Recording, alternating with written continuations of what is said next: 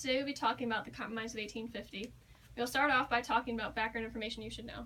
Before the Compromise of 1850, America was going through a long period of expansionism. Expansionism is a core theme in American history, starting with the exploration of America, Louisiana Purchase in 1703, and then the Mexican Cession resulting from the Mexican-American War. From the Mexican-American War, between 1846 to 1848, they acquired land including present-day California, Utah, Nevada, Arizona, and New Mexico. This newly acquired land threw off the sacred balance between slave states and free states. The issue of slavery is also very important to understand in terms of the Compromise of 1850. Slavery began in the colonies, and its use grew when plantation exportation had higher demand and the invention of the cotton gin.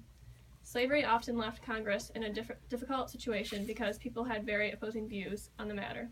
There was a great amount of tension between North and South, so Congress passed laws on the matter. The gag rule was passed and stated that, starting on May 26, 1836, no laws on slavery could be discussed or passed for 10 years. The gag rule was used to suppress the issues regarding slavery and just keep it the way it was. About 10 years later, with the land gained from the Mexican-American War, there was disputes on whether the states should be free or slave. So David Wilmot proposed the Wilmot Proviso. The Wilmot Proviso aimed to end slavery in all the land acquired from the Mexican-American War, but it didn't pass. Stephen Douglas was a senator from Illinois who was a major supporter of the Compromise of 1850. He was referred to as one of the giants and was also a member of the Democratic Party.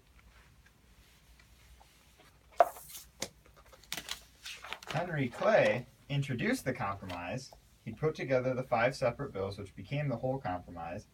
He was a senator from Kentucky, a lawyer, a politician, a skilled orator. He was known as the Great Compromiser and represented the interests of the West.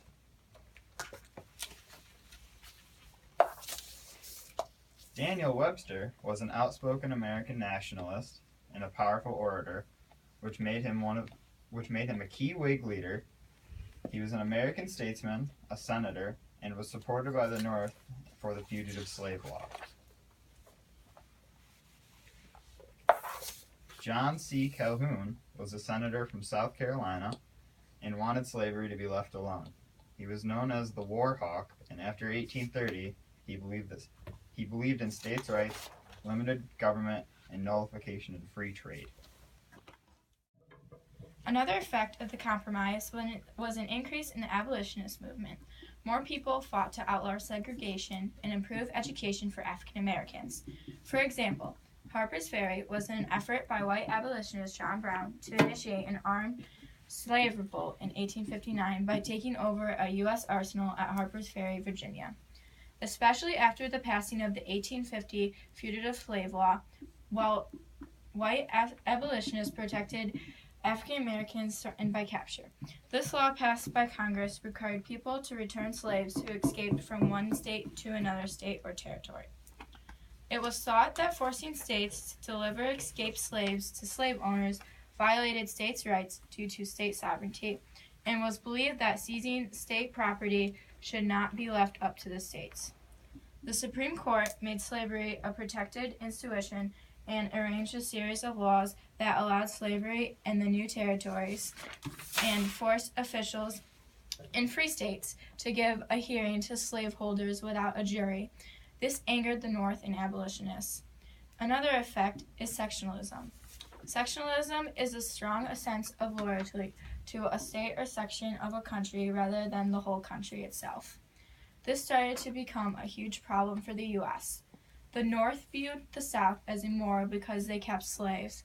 The South argued that slavery should be allowed in any territory and runaways should be returned to their owners.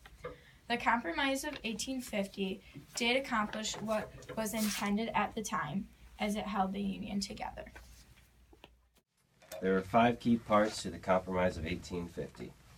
These include the addition of California to the Union and the abolishment of the slave trade in D.C.